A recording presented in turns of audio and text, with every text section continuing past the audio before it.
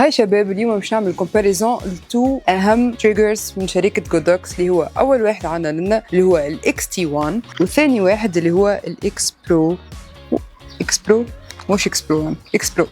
حاسيلو شنو الحكايه؟ اللي انا غدوه ان شاء الله باش نبيع الاكس تي 1 برغم اني انا استعملته مره برك وشريت اليوم الاكس برو 1. هذاك علاش قلت لازمني تو نعمل لكم الكومباريزون على خاطر غدوه هذا مش باش يكون موجود.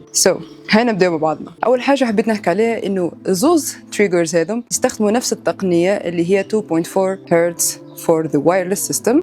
اول افونتاج عندنا في الاكس برو اللي هو فيه اول حاجه الاكران كبير، هذا مش كيما الاخر، فيه الجروب كنترول والبوتونات نتاعو ايزي تو بريس مقارنه بالصغيرون الاخر. مي الاكس 1 تي الديزاين نتاعو بيسك، الكنترولز نتاعو الحقيقه صعب شويه خاطر عندنا بريسك 3 بوطون لنا بريسك هذاك كهو مقارنه بالاخر فيه برشا بوتونات. مي الحاجه البوزيتيف في الاكس تي 1 اللي هو اول حاجه السوم نتاعو اقل برشا من الاخر. الحاجه الثانيه اللي هو الثاني هوتشو ماونت، دونك نحطوا هذا في الكاميرا وعندنا هذا زايد نجموا نحطوا فيه ميكروفون ولا اي حاجه كفنك. وهذا كانوا الحاجات الديفيرون ما بيناتهم. الاغلبيه حكايه ديزاين اكثر منه كل شيء. دونك توا خلينا نحكيو على الحاجات اللي موجودين في الزوز. الزوز تريجرز اللي عندنا يسيبورتيو ثلاثه حاجات اللي هما التي تي ال، الاتش اس اس والمانيوال مود، وزيد المالتي فلاش مود. دونك تنجم تستعمل اكثر من فلاش مع اي تريجر من التريجرز اللي عندنا. ما تنساش الاكس برو كما قلنا الجروب كنترول نتاعو اسهل برشا وياسر اكسسيبل مقارنه بالاكس تي 1. الحاجه الثانيه اللي هما فيها الزوز كيف الاول حاجه اللي هي ال 100 مترز، دونك ينجموا يخدموا على بعد 100 متر. الحاجه الثانيه اللي هما الزوز البرفورمانس نتاعهم بريس كيف وزوز البرفورمانس نتاعهم ستيبل. وتوا السؤال يقول ناخذ الاكس تي 1 ولا ناخذ الاكس برو؟ مش متاكده اكس برو ولا اكس برو 1؟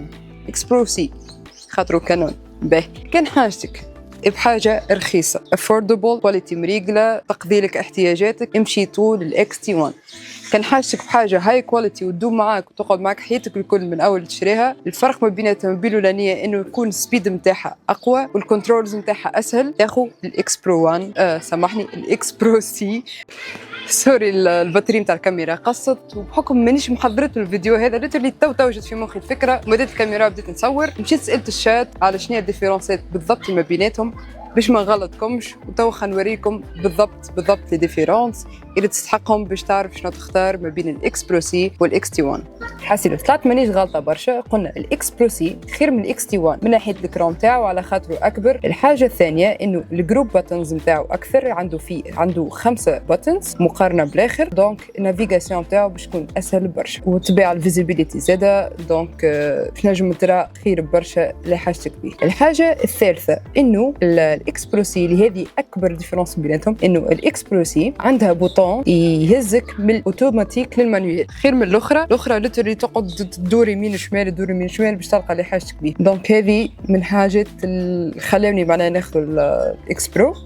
الحاجه الرابعه من بيناتهم انه كما قلت لكم البري نتاع الاكس برو سي راهو اكثر من البري نتاع الاكس 2 الاكس 1 تي. ساعات تلقاه حتى دوبل البري، كان لقيته دوبل الحقيقه ما تشريش. الحاجه الاخرانيه كما قال لنا سيت شات الاكس برو راهو اكسلون، راهو برو من الاخر اسما وجسما، والاكس تي 1 راهو بيسك. بالرسمي انت واحتياجاتك كان تعرف روحك باش تستعمل الفلاش برشا عروسات ايفنمونات فازت كيف هكا وباش يقعد لك سنوات طول خذ الاكس برو من غير تخمام. وكان تعرف روحك جست قاعده تجرب في حاجه اسمها فلاش، دونك الاكس تي 1 هو البست فريند بتاعك. And I hope you really like this episode برغم اللي هي جت في لمحة البصر من غير حتى تخمام. تدري 4 ساعة خذت فيها الإكس برو، 4 ساعة التالي خذت فيها الإكس برو. دونك بالرسمي يوصل الفيديو كيف هناك عجبك.